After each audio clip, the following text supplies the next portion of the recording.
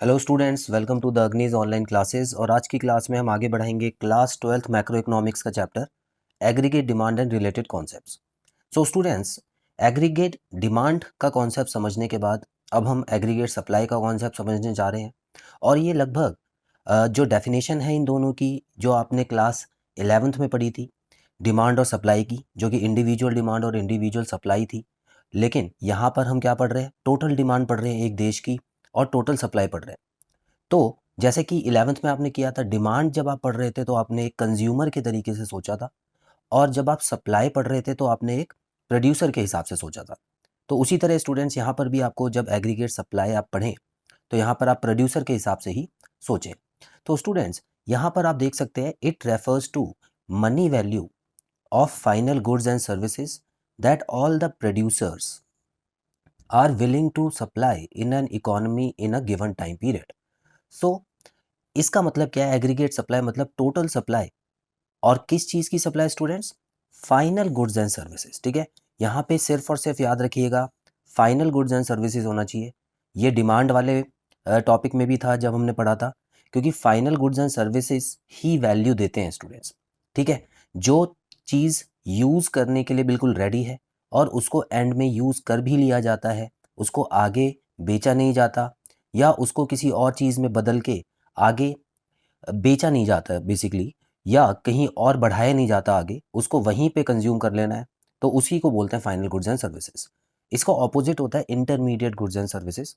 Intermediate में क्या होता है कि वो गुड्स अभी पूरे तैयार नहीं है और उसको आगे उसको कुछ और बना के बेचा जा सकता है।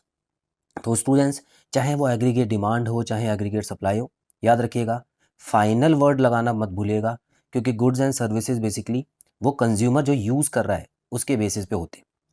तो जितने भी गुड्स एंड सर्विसेज हैं जो प्रोड्यूसर बना रहे हैं या बनाना चाहते हैं एक देश में, इन एन इकोनॉमी मतलब एक देश में, और in a given time period.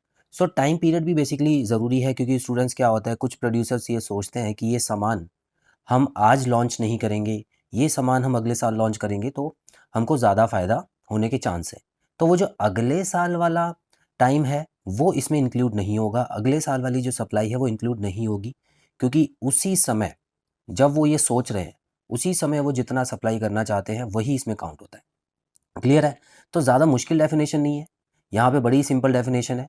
Supply में बस आपको क्या करना है, एक जो पूरे देश की सप्लाई है, ठीक है, टोटल सप्लाई को आपको ऐड कर देना है तो आपका आंसर मिल जाएगा स्टूडेंट्स। तो यहाँ पर अगर हम देखें कि एग्रीगेट सप्लाई का अगला पॉइंट स्टूडेंट्स आप देख सकते हैं यहाँ पे, जो कि बहुत इंपॉर्टेंट पॉइंट है। ठीक है, सप्लाई की डेफिनेशन तो आसान थी, लेकिन जो अब पॉइंट आ रहा है स्टूडेंट्स वो काफ़ी इंपॉर्टेंट है, ध्यान से समझिएगा इसको। एग्रीगेट सप्लाई को नेशनल इनकम भी बोला जा सकता है। कैसे?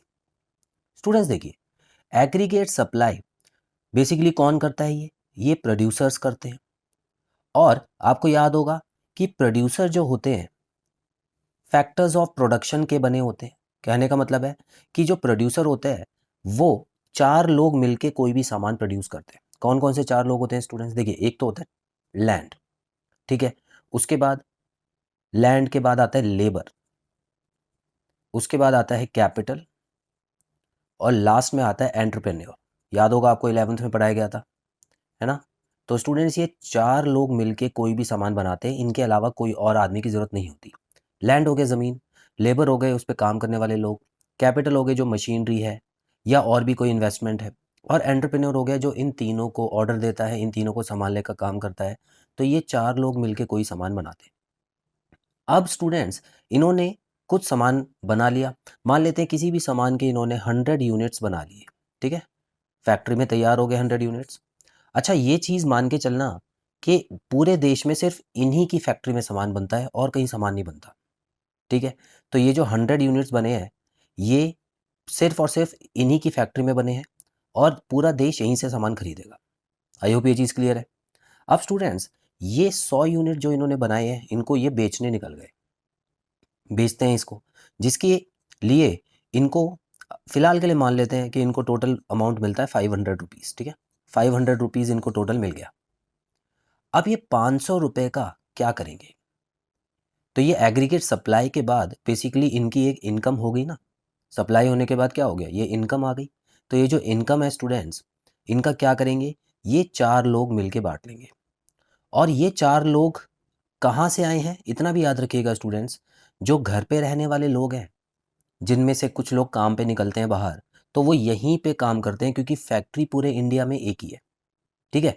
तो बेसिकली आपको ये समझना है कि एक ही फैक्ट्री है जहाँ पे लोग काम भी करेंगे और जो पैसा आएगा वो सारे लोग बांट भी लेंगे, ठीक है। तो इसीलिए स्टूडेंट्स, जितना सामान उन्होंने बनाया और सप्लाई किया उतना ही पैसा आया और उसी को सब लोगों ने अपनी इनकम के तौर पे बांट लिया। तो क्या ये नेशनल इनकम हो गई? अब क्लियर है स्टूडेंट्स? तो इसीलिए बोला जाता है कि एग्रीगेट सप्लाई को नेशनल इनकम की तरह माना जाता है। तो इसमें जितना भी सप्लाई होगा, कोई ना कोई तो सप्लाई कर ही रहा होगा। बड़े लेवल पे अगर आप सोचें, अलग अलग सामान है, कोई ना कोई सप्लाई कर रहा होगा और उसमें जो भी ये सामान लग रहा होगा उसकी पेमेंट भी की जा रही होगी। तो यही तो पेमेंट हम लोग घर लाते हैं। अब जैसे कि मान लेते हैं कोई जॉब कर रहा है, तो जाहिर सी बात है कहीं जाके जॉब कर रहा होगा और उसको पेमेंट मिल रही होगी उसके बदले में। तो एक तरह से लेबर का काम कर रहा है। लेबर अभी मोटे तौर पे आप समझिए, एम्प्लॉय लेबर ये सेम है। तो वो जो घर पे लाएगा सामान, तो कहाँ से ला रहा है, मतलब जो पैसा कमा के ला रहा है वो बाहर से ही तो ला रहा है। तो स्टूडेंट्स, अगर आप पूरे देश में एक ही फैक्ट्री या एक ही ऑफिस की तरह आप सोचेंगे तो ये कॉन्सेप्ट समझ आएगा। आई होप ये चीज़ क्लियर है। तो जितना सामान फैक्ट्री सप्लाई करती हैं वही नेशनल इनकम होती है, वही लोग कमा के घर ले जाते हैं, ठीक है। अब यहाँ पर वही कॉन्सेप्ट लिखा हुआ है, the money received from sales of output, जो भी सामान बेचा गया है, is distributed among the factors of production, ठीक है। तो जो भी फैक्टर्स ऑफ प्रोडक्शन है उनके बीच में बांट दिया जाता है ये वाला, ये जो कमाई है, in the form of rent, wages, interest and profit. अब इन चारों की जो इनकम है उसका भी नाम है। लैंड जो है वो रेंट, उसका रेंट चला जाएगा। लेबर जो है वो वेजेस ले लेंगे। कैपिटल जो है उसको इंटरेस्ट मिलेगा और एंटरप्रेन्योर जो है वो प्रॉफिट ले जाएगा। क्लियर है स्टूडेंट्स? एंटरप्रेन्योर बेसिकली मालिक को कहते हैं, तो वो प्रॉफिट ले जाएगा। तो इस तरह से ये चारों को ऐड करके ही तो नेशनल इनकम बनती है।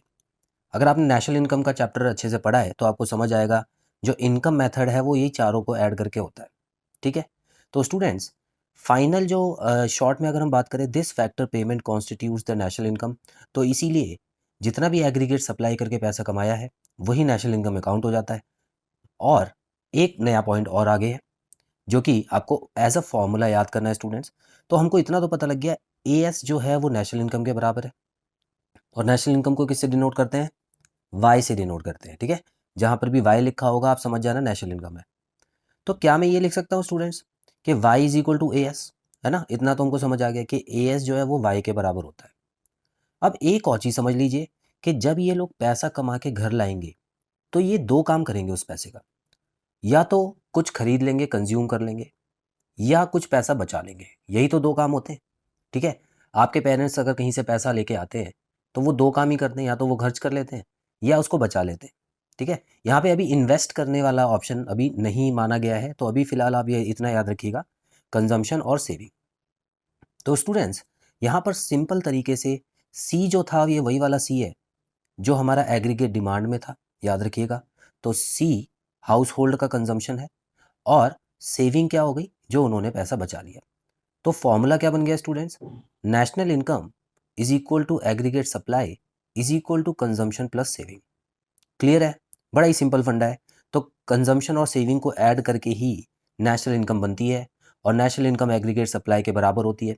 तो स्टूडेंट्स याद रखिएगा, अभी जब चैप्टर हम आगे पढ़ेंगे तो नेशनल इनकम जहाँ जहाँ आएगा वहाँ पे आपको एग्रीगेट सप्लाई ही समझना है। आई होप ये चीज़ क्लियर है स्टूडेंट्स। सो एग्रीगेट सप्लाई का टॉपिक आज मैंने आपको क्लियर कराया है। इसके आगे की क्लास में हम और टॉपिक्स पढ़ेंगे स्टूडेंट्स। बहुत जल्द मिलते हैं अगली क्लास में। Bye bye.